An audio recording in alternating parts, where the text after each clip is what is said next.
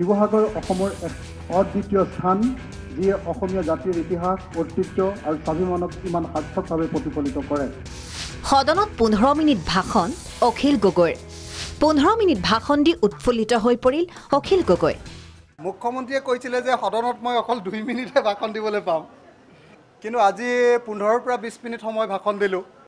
কটাক্ষ মুখ্যমন্ত্ৰী ডক্টৰ হিমন্ত বিশ্ব শৰ্মা।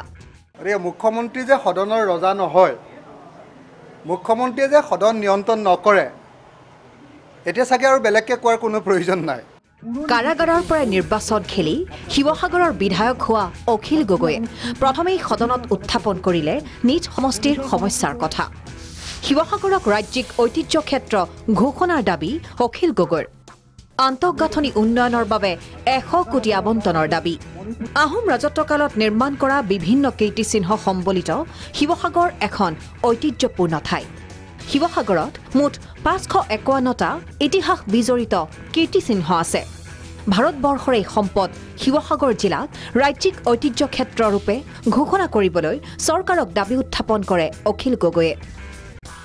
মই কৈছিলোঁ যে শিৱসাগৰক Assam heritage tangible protection preservation conservation and maintenance act 2020 section 3 subsection A Roman 1 Roman 2 section C subsection 1 2 8 section 8 section 13 আৰু 14 এই ছেকশ্যনকেইটাৰ অধীনত শিৱসাগৰক অতি সোনকালে ষ্টেট হেৰিটেজ চিটি বা ষ্টেট হেৰিটেজ চাইট শব্দটো মই কি কাৰণে কৈছিলোঁ যে অকল শিৱসাগৰ টাউনখন নহয়, যাতে চৰাইদেউ বা গড়গাঁৱকো ইয়াৰ মাজত সামৰি ল'ব পাৰি, যাতে আমি বিশ্ব ঐতিহ্য ক্ষেত্ৰৰূপে প্ৰতিষ্ঠা কৰাত অত্যন্ত ভাল হয়।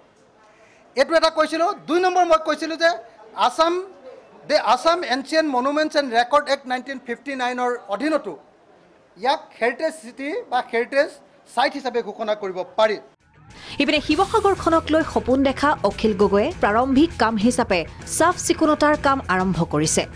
শিৱসাগৰৰ আন্তঃগাঁথনি উন্নয়ন তথা কীৰ্তিচিহ্নবোৰ পুনৰ মেৰামতিৰ বাবে চৰকাৰক 100 কোটি টকাৰ আবণ্টনৰ দাবী উত্থাপন কৰে অখিল গগৈয়ে। অখিলৰ প্ৰস্তাৱৰ প্ৰতি সঁহাৰি পৰ্যটন মন্ত্ৰী বিমল বৰাৰ। শিৱসাগৰক লৈ আমাৰ চিন্তা থাকিব, আমি এখন ভাল সমগ্ৰ বিশ্বৰ জনমানসত যাতে আমি শিৱসাগৰৰ দৃষ্টি আকৰ্ষণ কৰিব পৰা যায়, তাৰ চিন্তা নিশ্চয় আমাৰ দুইখন চৰকাৰ, কেন্দ্ৰীয় চৰকাৰ আৰু ৰাজ্য চৰকাৰৰ চিন্তাত আছে। 100 কোটি শিৱসাগৰ হয় নেকি? তেখেতে কৈছে 100 কোটি লাগে, আৰু তাতকৈ আমি বেছি কোটি দিম। চৰকাৰৰ সঁহাৰি আদৰণি জনাইছে অখিল গগৈয়ে। অখিল বদ্ধপৰিকৰ 10 বছৰৰ ভিতৰত সপোনৰ ঠাইখনক বিশ্বৰ মানচিত্ৰত ঐতিহ্য ক্ষেত্ৰ হিচাপে স্বীকৃতি দিবলৈ সাধ্য অনুসৰি কাম কৰি যাব বিধায়ক অখিল গগৈয়ে। কিন্তু এটা কমিটমেণ্ট মই আদায় কৰি ল'লোঁ, আপোনালোকে নিশ্চয় জানে।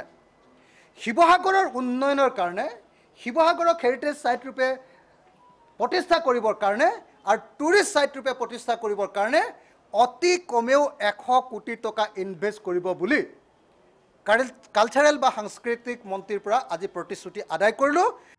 ভিডিঅ' জাৰ্নেলিষ্ট প্ৰণৱ আৰু ৰিজুৰ সহযোগত পল্লৱী বৰাৰ ৰিপৰ্ট প্ৰাগ নিউজ।